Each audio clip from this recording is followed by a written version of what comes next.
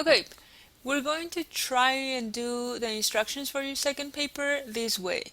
If you have any questions about it after you're done with this clip, shoot me an email and I will respond as soon as possible.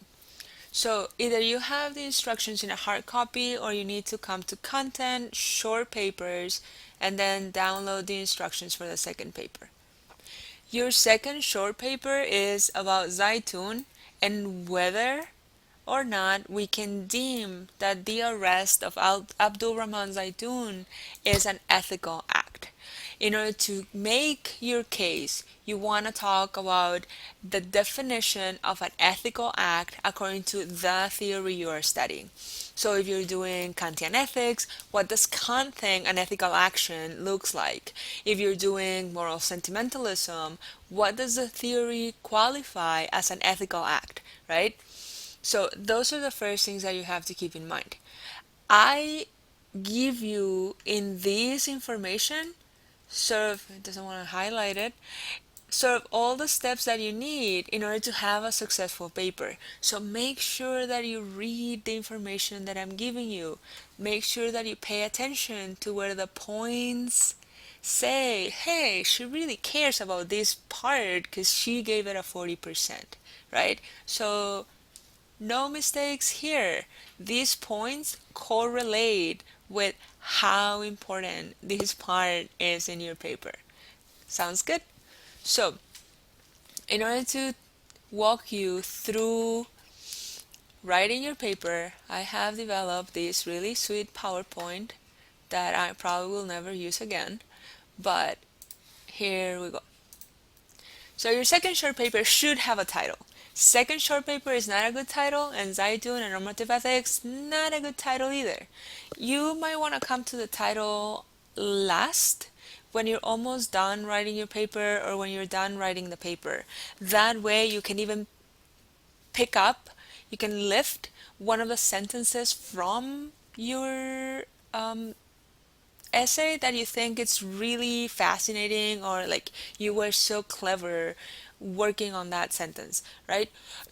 Obviously that's not all you have to that's not all the possibilities that you have. You can name your paper anything you want, but it should be something that already reflects what's going on in your particular paper.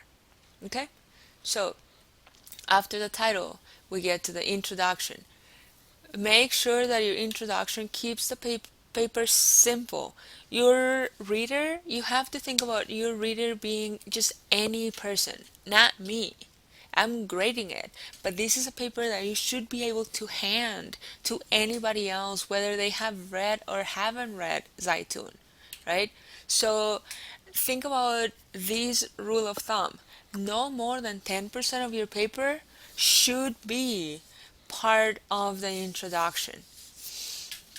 In order to write that 10% of your paper, you might want to write a little bit longer and then cut it down, but you always want to keep in mind that the introduction should bring up what is attractive, puzzling, mind-boggling about your paper, right? Why should somebody else read your paper? What's so cool about it, right? You might be tempted to use questions. One question helps your introduction. Have you ever thought about? Have you ever wondered? Isn't it interesting, right? One question is okay. It helps you get the writing done. But more than one actually suggests that you're hesitant about what you're going to write. So keep the introduction simple, keep the introduction interesting, keep the introduction at the 10% of your paper, less if possible. And make sure that you do not have more than one question as part of this introduction. Following your introduction or as part of your introduction, you should have a thesis statement. What is your paper about? How are you responding to my prompt? That's what your paper should do. In more advanced courses, later on in other classes, you might be able to devise your own thesis statement, your own project, right? But for this paper, we're still keeping it pretty simple. how do you respond to my thesis statement? So you should say something about how Zaitun's arrest can be considered an unethical act based on whatever theory you're using, right? So what's your point here? Is it ethical? Is it unethical? It's a thesis statement, so you can't ask a question. It has to be a statement.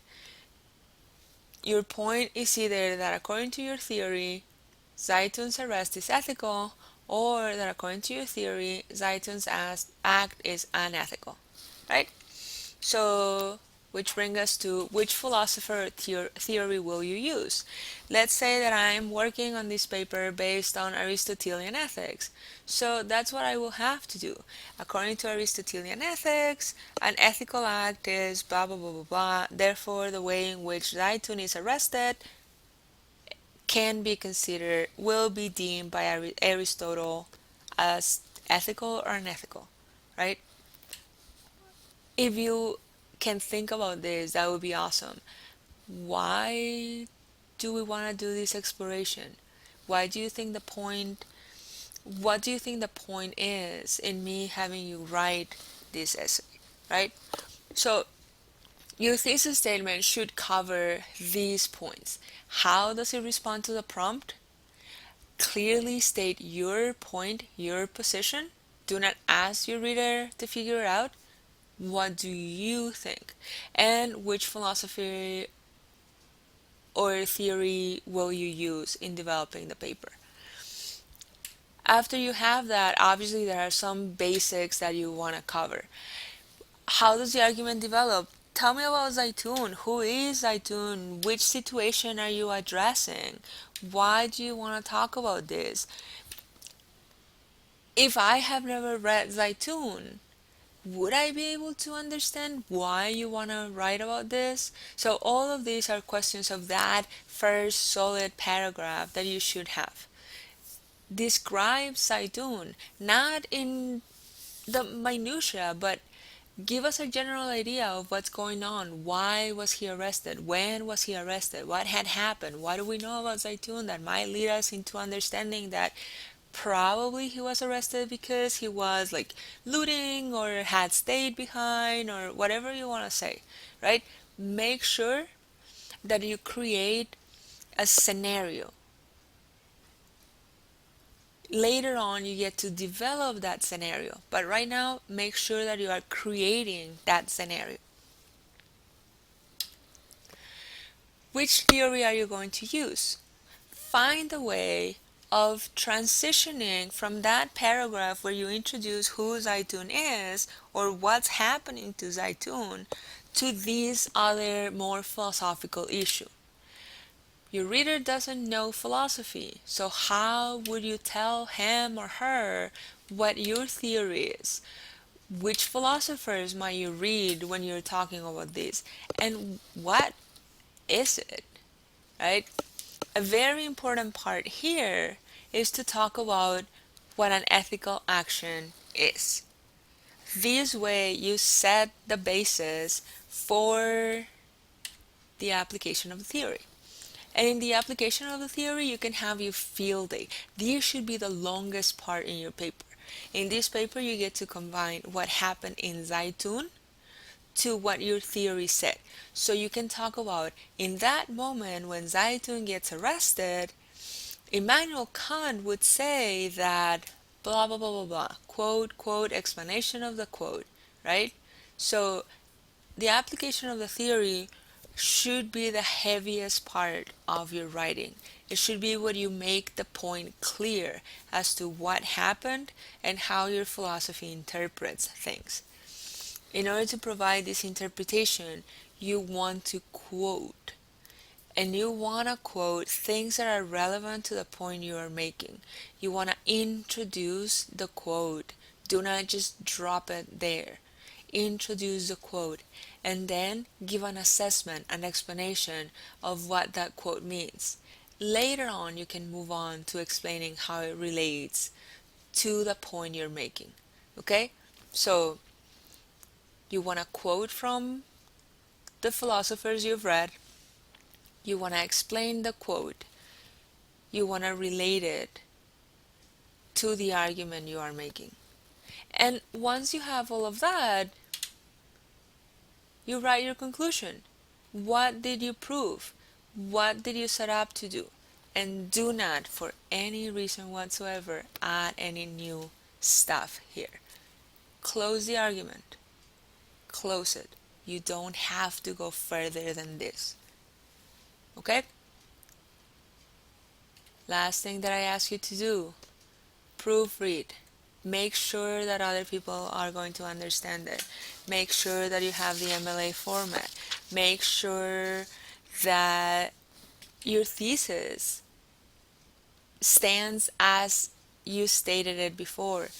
And if you didn't have a thesis, or you have a thesis that seems kind of bulky or clumsy, after you read the paper, you have a better sense of what you were proving, what you proved in your paper. Okay? So make sure that you go back to it and that the thesis that you wrote is actually what your paper does. And if you do all these simple things, you should be able to pull a really good grade in this essay. The MLA, I just wanted to show you, the MLA is no trick. I have the only things that I am counting, I have them here. If I could only select them. But there, where it says uses MLA format. Okay? So, if you have any questions after this, send me an email. I will respond. If you have anything for me that I can proofread and give you feedback on before you have to turn in your paper, send that my way. I've never rejected people for sending things for me to proofread. Okay? So I hope this has been helpful, and if it hasn't, let me know. Communication works both ways.